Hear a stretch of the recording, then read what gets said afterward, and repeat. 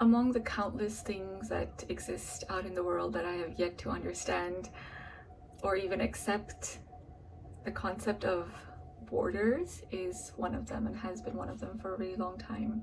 It has mainly to do with my growing up in different countries and having struggled with identity issues for most of my life and just feeling like not really belonging to one place or another, but also when traveling, how much I'm limited by my passport and my nationality. And so sometimes I've often thought, why do they even need to exist? Why can't we all just move around freely?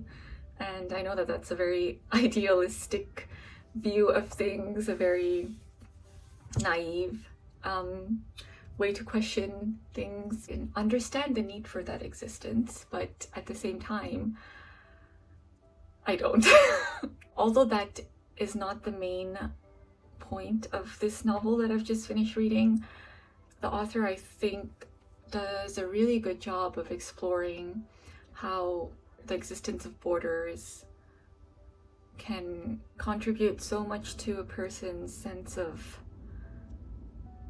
belonging. To be honest, I'm not even really sure how to go about reviewing this book. It was difficult to give it a rating just because of the nature of its content and the fact that half of the book is nonfiction. The rating that I did give was purely based on the way it was written and the thought that went into how the structure of it, but also the writing, not necessarily the content.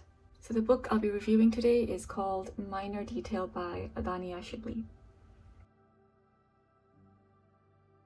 So the book was published in 2016 and it's written by a Palestinian author. I chose this book because this year I've been trying to read more books written by non-Western writers and authors, and just to broaden my horizon in literature and in reading about different places. Yeah, you can travel to a place physically as well, but I think you can also, to an extent, do the same through a book and learn a lot about a place and about people, the culture, and the ways of being and existing in that particular place by reading a book written by an author or a writer from there. And in doing my research on trying to find books to read, but also to become more socially and culturally aware, I came across this one. So the book is part fiction and part nonfiction. The first half is nonfiction. It's set in 1949, which was the year after the Nakba, which was a war that displaced around 700,000 Palestinians. And I believe it was the beginning of Israeli occupation in Palestine. And so it's set during that time, and it's a third-person narrative of an Israeli soldier who, along with his men, have created a settlement somewhere in the desert. On one of these days, they come across a group of Bedouins in the desert, and they kill everyone else except for a young girl who they capture and they take back to the camp with them. They humiliate her, they cut off her hair, they also sexually assault her. Eventually, they shoot her and bury her in the desert. So this was something that actually happened in 1949. She writes this half of the book in a very matter-of-fact way where you are seeing things and you're looking at things very objectively. This first half of the story sets up the scene for the second half, which is fiction, and it's about a young girl who comes across this incident that happened exactly 25 years before she was born, on the day of her birthday, and she obsesses over this minor detail and feels compelled to try and find out more about it. She doesn't trust the information that already exists. A lot of it has been erased and glossed over. So the second account is about her moving across these different borders that have then been created for the past 25 years, and the fear, the anxiety that then comes along with moving freely and independently in a place where it's so guarded and controlled and patrolled.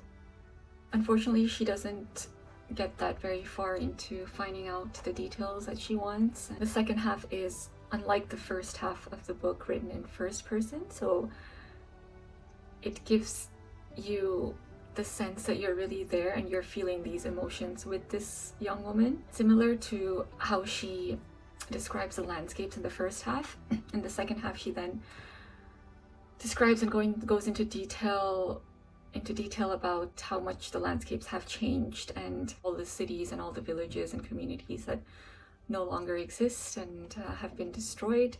And going back to the whole idea of borders, in the second half of the story, you really see to what extent that manifests in a person's life, how she has to navigate all these checkpoints and guards and just the fear and anxiety that come with trying to cross a place, trying to just move freely on land.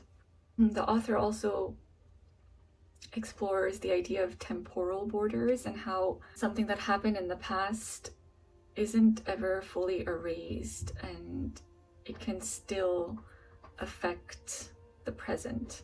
So there are a lot of parallels between the two halves of this story of the book, which I thought was really interestingly done. One of the other reasons this book is titled Minor Detail is because she really focuses on the details of things and how much they matter more than we think they do. Both the Israeli soldier and the young woman have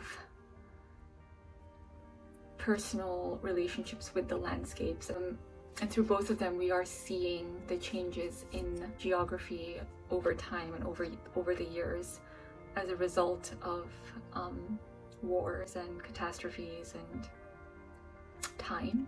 Yeah, I think this is a very important read, especially if you are someone who just wants to be more aware and to see things with a different view and a different perspective, but also just to kind of see the way that it's written and structured. If you're into that, then it's a great read. My first book in June, managed to finish it in the first week. 2 more books and then I'll be halfway done. But yeah, thanks for sticking around yet again.